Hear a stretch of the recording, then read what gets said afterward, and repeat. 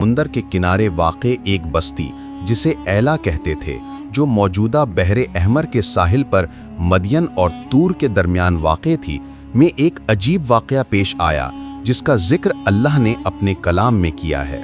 और उनसे इस बस्ती का हाल पूछो जो समुंदर के किनारे थी।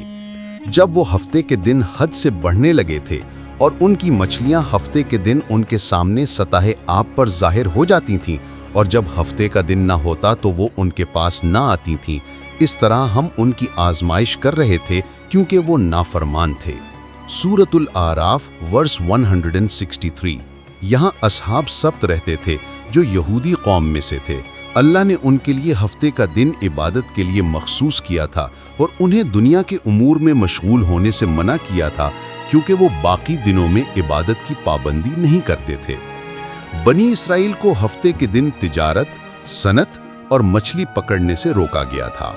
ये अल्लाह का एक इम्तिहान था कि हफ्ते के दिन मछलियों की कसरत होने लगी, मगर वो सब्र ना कर सके और उन्होंने हीले से उन्हें पकड़ना शुरू कर दिया। इब्ने अब्बास और दूसरे उलमा के मुताबिक यहूदी उस जमाने में हफ्ते के दिन की हुर्मत पर अमल पैरा थे। मछलियां इस दिन उनकी तरफ अमन और सुकून से आ जाती थीं, क्योंकि वो उन्हें बाकी दिनों में पकड़ते थे। अल्लाह ने उन्हें आजमाइश में डाला और हफ्ते के दिन मछलियों की कसरत से उन्हें आजमाया। जब उन्होंने ये देखा तो उन्होंने मछलियां पकड़ने के लिए हीले का सहारा लिया।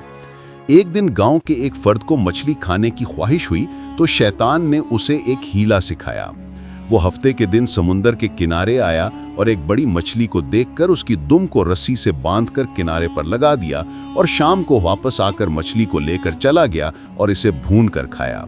जब उसके हमसाए उससे पूछने आए तो उसने कहा कि ये तो महज एक मछली की खाल है जिसे उसने भून ली। अगले हफ्ते उसने यही काम फिर किया और दूसरों को भी बता दिया, तो उन्होंने भी इसकी तकलीद शुरू कर दी।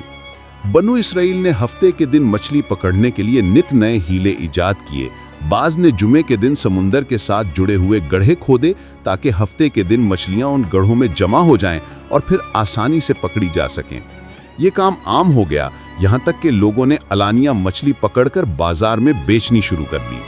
जब फासिकों ने अलानिया इस तरह मछली पकड़ना शुरू किया तो बनु इसराइल के उलमा ने उन्हें रोका और डराया, मगर वो बाज ना आए।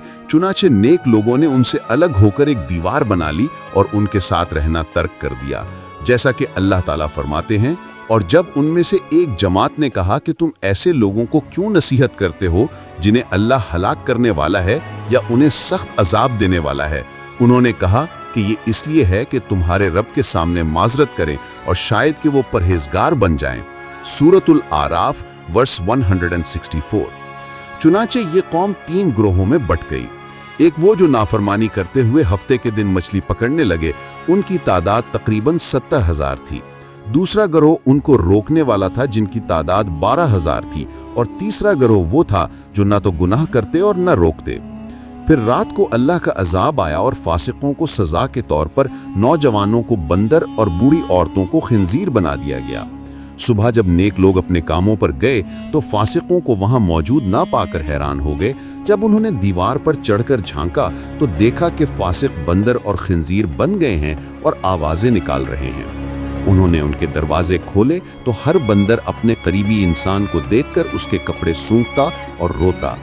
मसूख शुदा लोग 3 दिन तक जिंदा रहे, ना कुछ खाया ना पिया और ना ही उनकी नस्ल चली। इस तरह उनकी मौत हो गई और वो आने वाली कौमों के लिए इबरत का निशान बन गए।